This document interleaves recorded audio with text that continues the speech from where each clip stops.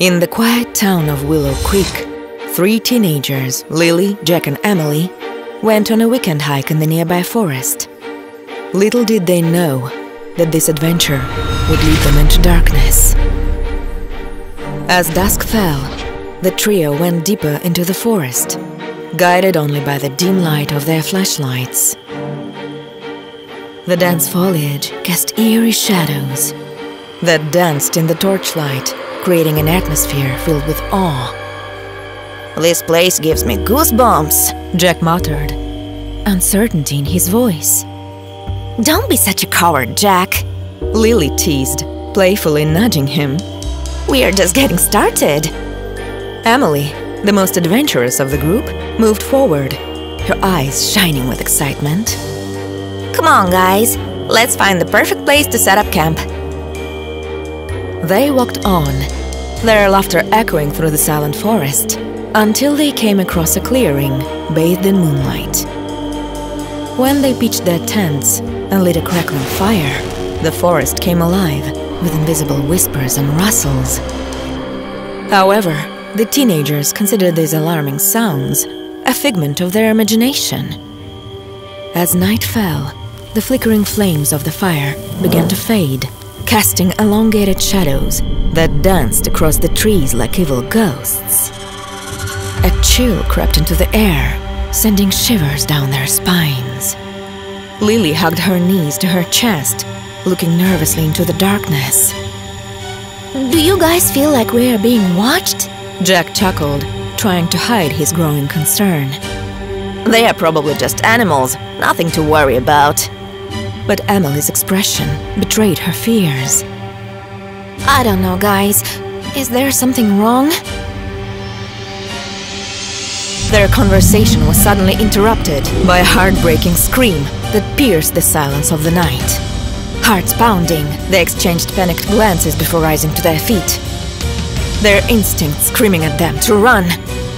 They left their camp without thinking twice and ran blindly through the tangled maze of trees, while the horror pursued them like a ruthless predator.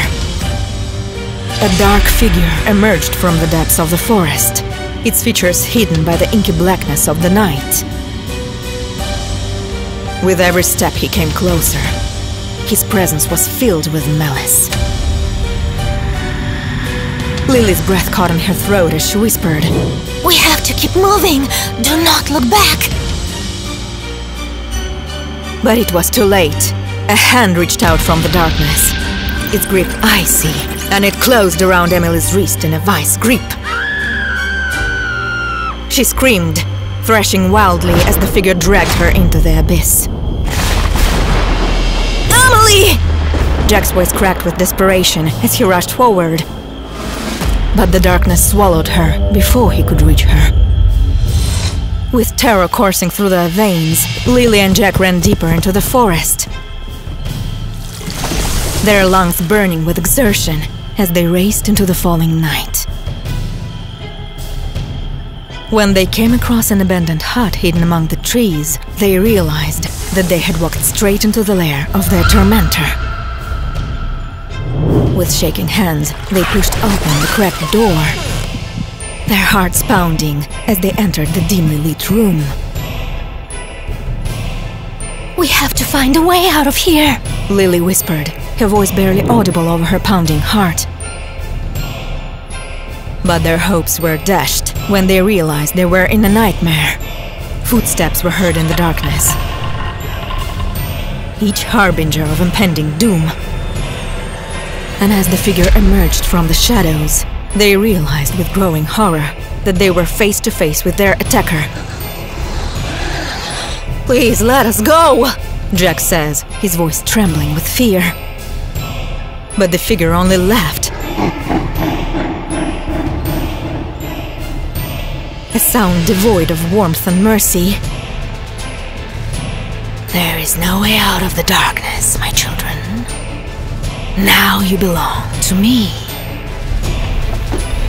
The hut seemed to shrink around them, its walls pulsating with an ominous energy that seemed to feed off their fear. Lily and Jack huddled in a corner, breathing shallowly and raggedly, awaiting their fate. Will anyone look for us?